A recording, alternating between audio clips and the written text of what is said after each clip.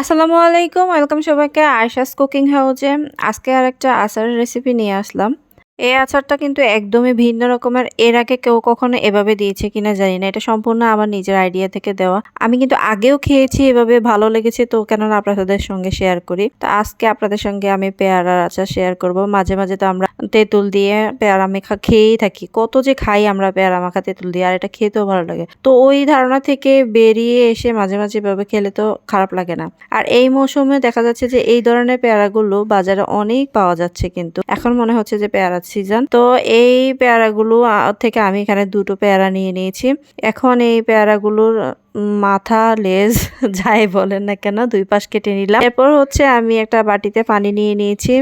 এখন এগুলোকে ক্লিন করে নিব। একে একে দুটোই আমি ভালো করে ধুয়ে নিব। এরপর হচ্ছে কিচেন টাওয়াল দিয়ে পেয়ারাগুলোকে ভালো করে মুছে নিব, যাতে কোনো পানি না থাকে। আর এটা আমি বাইরেও করতে পারতাম, যাই হোক আপনাদের সামনেই করে নিলাম যে এভাবে করলে ভালো হয় আর কি।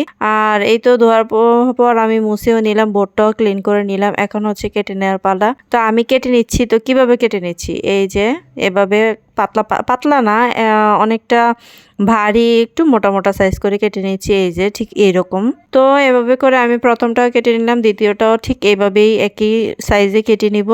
এখন পেয়ারাগুলো কাটা হয়ে গেছে। এরপর হচ্ছে পিস করে নেওয়ার পালা। এখন লম্বা লম্বা করে চিকন চিকন করে যেভাবে কেটে নিচ্ছি, দেখে নিলে বুঝতে পারবেন। ঠিক একই রকম ভাবে আমি পেয়ারাগুলো পিস পিস করে নিব। এ পর্যায়ে সকলের কাছে একটা রিকোয়েস্ট থাকবে, যদি রেসিপি ভালো লাগে প্লিজ লাইক কমেন্ট শেয়ার করতে ভুলবেন না। অবশ্যই এই কাজটা করে নেবেন। সবাই সবার পাশে থাকবেন, আমিও সবার পাশে আছি ইনশাল্লাহ। এই তো আমার পেয়ারাগুলো কাটা হয়ে গেছে। এখন একটু আমি বোর্ডের মধ্যে ছড়িয়ে দিচ্ছি, এতে করে এক্সট্রা যে পানিটা থাকে ওটা একটু শুকিয়ে যাবে। এখন চলে আসলাম চুলায়, আর প্যানের মধ্যে আমি 4 টেবিল চামচ সরিষার তেল দিয়ে দিয়েছি। এখানে আমি 3টে শুকনো মরিচ নিয়ে কুচি কুচি করে কেটে দিচ্ছি। এতে করে হয় কি, এটা ঝালটা বের হবে আর দেখতেও সুন্দর লাগবে। ফোড়নের জন্য দিয়ে দিলাম হাফ চা চামচ কালো জিরে, হাফ চা চামচ সরিষা। তারপর নেড়েচেড়ে একটু ভাজা ভাজা হয়ে আসলে এই পেয়ারাগুলো দিয়ে দিব। আর পেয়ারাগুলো দিয়ে একটু কিছুক্ষণ নেড়েচেড়ে নিব। বেশিক্ষণ ভাজা ভাজা করব না, নয়তো কিন্তু পেয়ারাটা শক্ত হয়ে যাবে। হালকা একটু ভাজা ভাজা করে নিয়ে আমি উপর দিয়ে হাফ চা চামচ জিরা গুঁড়ো, সামান্য একটু হলুদ গুঁড়ো, তারপর হচ্ছে একটু বেশি পরিমাণে মরিচ গুঁড়ো ঝাল ঝাল হওয়ার জন্য দিয়ে দিলাম।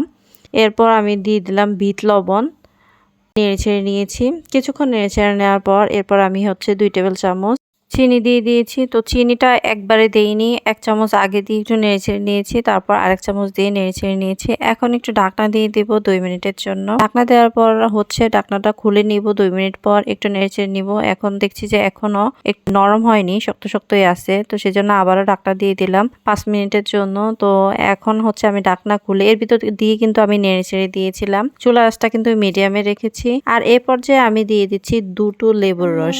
আর লেবুর রসটা কিন্তু অবশ্যই দিতে হবে, নয়তো কিন্তু একদমই ভালো লাগবে না, যেহেতু পেয়ারা এমনিতেই মিষ্টি আর চিনিও বেশি দেই নাই। আচারটা চুলা থেকে নামানোর আগে 1 চা চামচ পাঁচফোড়ন গুঁড়ো দিয়ে দিব।